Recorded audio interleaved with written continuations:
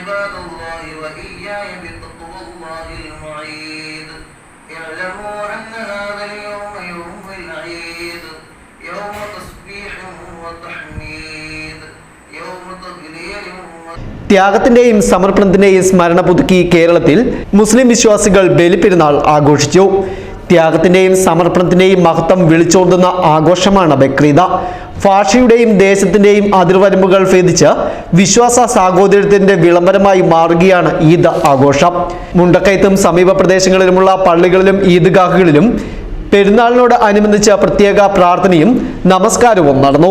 കൂട്ടിക്കൽ ജുമാ മസ്ജിദിൽ നടന്ന പെരുന്നാൾ കർമ്മങ്ങൾക്ക് അജ്മൽ അൽ കാസിമി നേതൃത്വം നൽകി.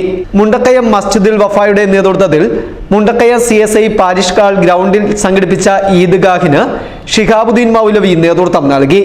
മുണ്ടക്കയം സലഫി മസ്ജിദിന്റെ നേതൃത്വത്തിൽ സംഘടിപ്പിച്ച ഈദ്ഗാഹിന് റഫീഖ് മൗലവിയും മുണ്ടക്കയം ടൗൺ പള്ളിയിൽ നടന്ന പെരുന്നാൾ നമസ്കാരങ്ങൾക്ക് അബ്ദുള്ള അൽഗാസിനിയും വരിക്കാനി ജുമാ മസ്ജിദിൽ നടന്ന പെരുന്നാൾ നമസ്കാരത്തിന് TMA കലാം മൗലവിയും കാർമ്മികത്വം വഹിച്ചു.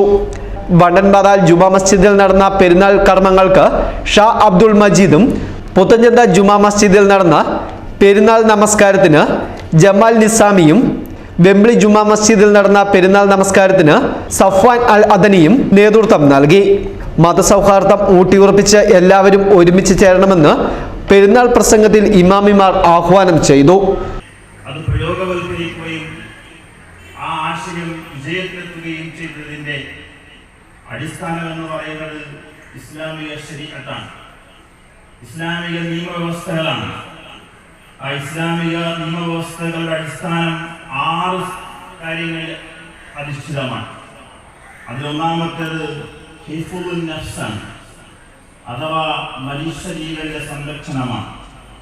മനുഷ്യജീവന്റെ സംരക്ഷണമാണ് ഒന്നാമതായി ഇസ്ലാമിക ശരീഅത്തിന്റെ അടിത്തറയായി, അതിന്റെ ലക്ഷ്യമായി ഇസ്ലാം കൽപ്പിച്ചിട്ടുള്ളത്. News bureau, Mundakayam.